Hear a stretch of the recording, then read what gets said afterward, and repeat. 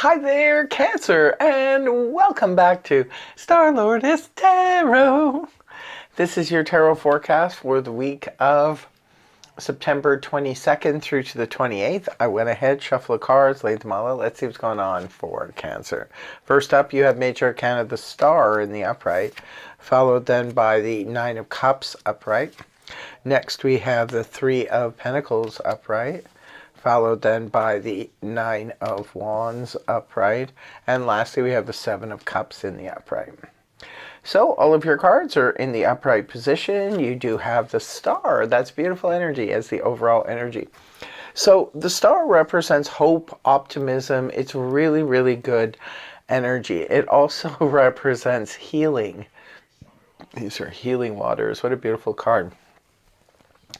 So some of you this week could be feeling really optimistic, or this is the faith and the hope that we have from inside. It's not necessarily anything outside, exterior to us is, giving us any reason for the hope. It generally comes from within. You ever wake up in the morning? I do sometimes where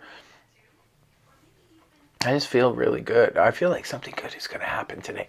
I just have this sense, this feeling. So you could, Cancer, be feeling this way all week. Maybe you're just feeling optimistic. You feel like something good is coming in.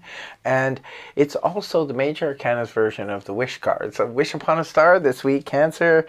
Looks like something good is coming in. And right at the beginning of the week, you have the Wish card. Your double wishes this week. You're double wishing this week.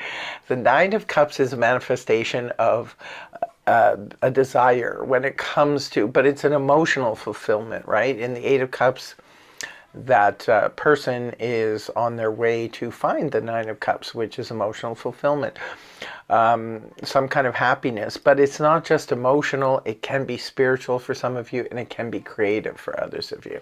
So if you're in the creative field, perhaps you are being celebrated, or you're going to be celebrating a win or a success around a creative adventure that has happened, and it's come to pass. Could be spiritual as well if you're someone who does spiritual work. It could be, maybe you get to work with somebody you always wanted to work with, or get a dream job in a spiritual organization. Next card is the Three of Pentacles in the upright position, which is really good. I like this energy. It's a card that represents cooperation, especially in business. It can be in the home as well. So it could be if you're working on a project with others, maybe you're coming together to pull something together. It could also be in the home. Maybe you're eliciting the help of other people who live in the house in order to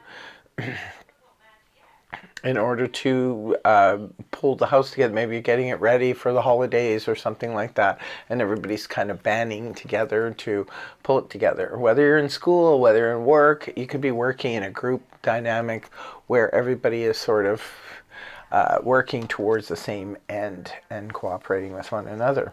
Moving on towards the weekend, you have the Nine of Wands here in the upright position, which is the wounded warrior energy. This is someone who's fought a battle on the same front over and over and over again, but is ready to fight another day. They're just going to push on. They're going to soldier on in this situation.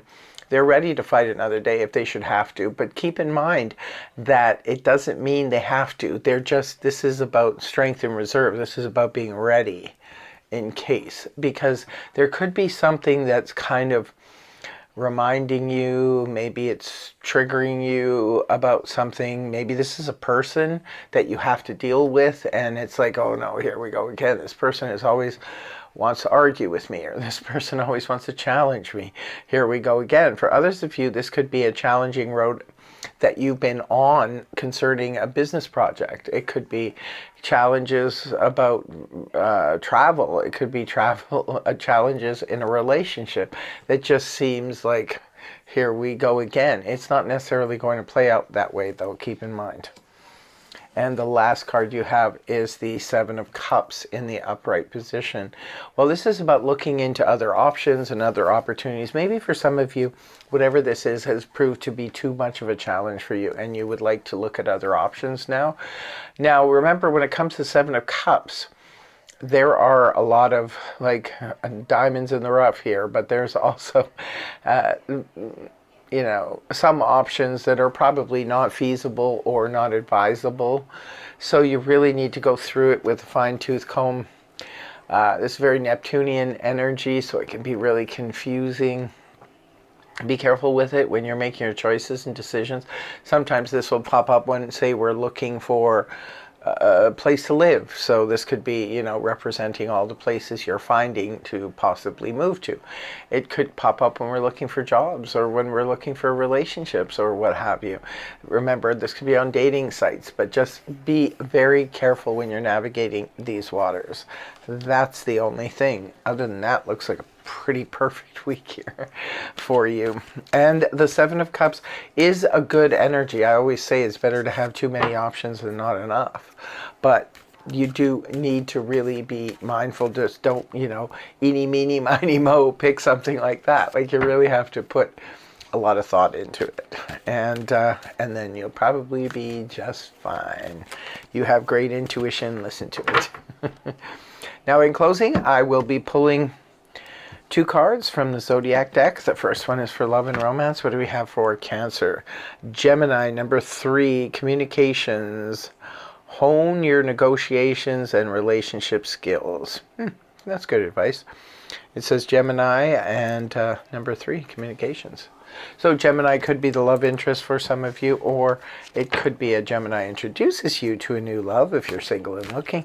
It could also represent something really cool happens in your love life when the moon is in Gemini. Next card is for career and finance. What sign do we have for that?